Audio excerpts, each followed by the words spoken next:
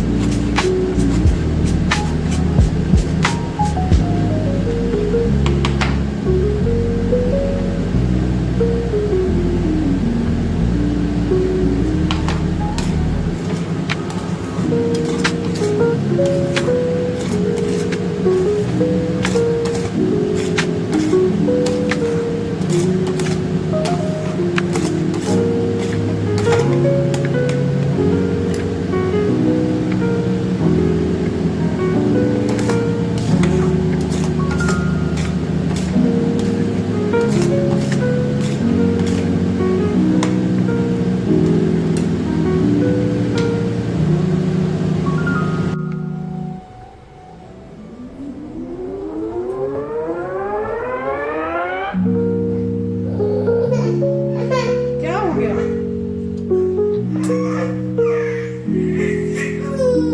नंदा,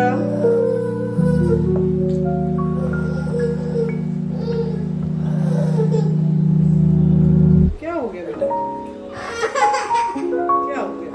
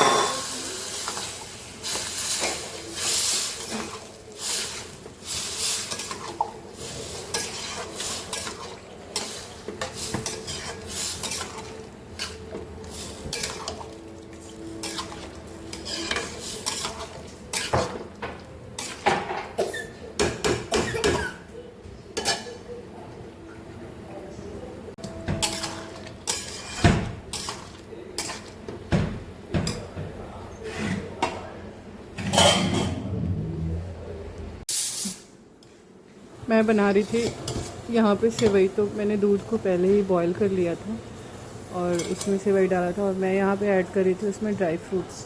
में मैंने ऐड किया था काजू, बादाम और किशमिश जो है वो मैं सबसे लास्ट में ऐड करती हूँ, क्योंकि किशमिश से क्या होता है ना कि बॉईल करते टाइम अगर आपने किशमिश डाल दिया तो दूध वो फट जाता है, तो फिर पूरा सेवई ही बर्बाद हो जाता है। आप लोग मुझे कमेंट करके बताना कि आप लोग कैसे यूज करते हो। तो मेरी सेवई फाइनली बन के रेडी हो गई थी। फिर मैं ऐड कर रही थी इसमें चीनी आप अपने टेस्ट के अकॉर्डिंग ले सकते हो, क्योंकि हम लोग बहुत ही मतलब ना के बराबर मीठा खाते हैं, तो मतलब जिनको ज़्यादा पसंद है वो ज़्यादा भी ऐड कर सकते हैं। हमारे घर में बहुत ही कम यूज़ होता है, मतलब चीनी हम लोग खाते नहीं, मतलब मीठा बहुत ही कम पड़ता है। तो यहाँ पे ये पूरा हो चुका था, तब मैं यहाँ पे ऐड कर रही थी किशमिश। जब मैं गैस ऑफ करती हूँ उसके बाद में किशमिश ऐड करती हूँ। मुझे पता है सबसे ज़्यादा दाल पूड़ी बनाने के लिए पूड़ी बनाते टाइम गैस ऑन करके पहले कढ़ाई क्या होता था, मतलब जब मैं छोटी थी तो मैं बनाती थी तो मेरे से दाल ही बहुत ज़्यादा गीला हो जाता था। फिर उसके बाद जब मैं बड़ी हुई तो धीरे धीरे करके मैं सीख गई।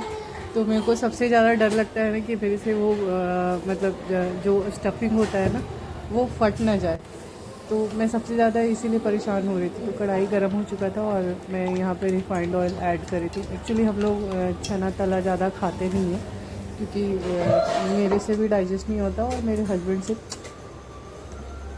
तो मैं यहाँ पे भगवान के नाम लेके मैं वो कर रही थी, मैं धीरे धीरे करके लोई बना रही थी और मैं उसमें स्टफिंग बना रही थी। मुझे डर लग रहा था कि मेरे से ये फट ना जाए। वो फटने के बाद क्या होता है कि वो फिर पूरे ऑयल में वो मिक्स हो जाता है, फिर ऑयल भी ख़राब होता है और ये पराठे के अंदर भी चला जाता है।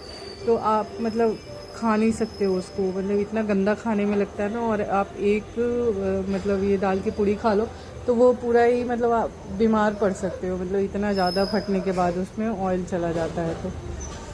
तो मैं कोशिश कर रही थी कि मेरे से फटे नहीं। मैंने कढ़ाई चढ़ा दिया था और तेल गरम हो रहा था। मैं धीरे धीरे करके हाथ पे ही वो करने की कोशिश कर रही थी कि शायद मतलब ना हो। यहाँ पे मुझे आटा इसलिए लगाना पड़ रहा था, ड्राई आटा, क्योंकि जो मैंने आटा जो तैयार किया था ना वो मुझे थोड़ा टाइट करना चाहिए था, तो गलती से वो गीला हो गया, तो मुझे थोड़ा आटा लगाना पड़ा। आटा लगाने से क्या होता है कि रिफाइन ना ब्लैक पड़ जाता है और वो जला जला सा ब्लैक दिखने लगता है। और अगर आप तेल लगा के उसको वो करते हो ना, बेलते हो, तो फिर वो कोई दिक्कत नहीं होती है, वो सफ़ेद ही रहता है।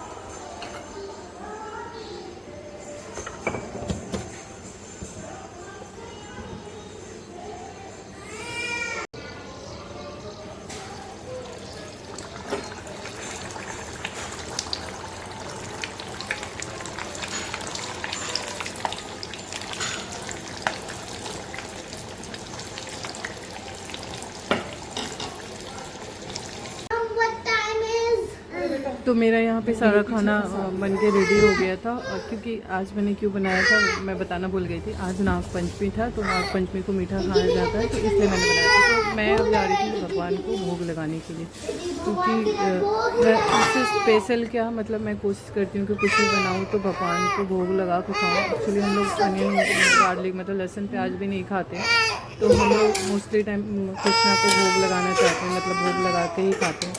तो मैं भगवान के लिए यहाँ पे निकाल रहे थे ये सब्जी, मतलब जितनी भी चीज़ें बनाई थी वो मैं सारे ही निकाल के मैं भगवान को भोग लगाने जा रही थी।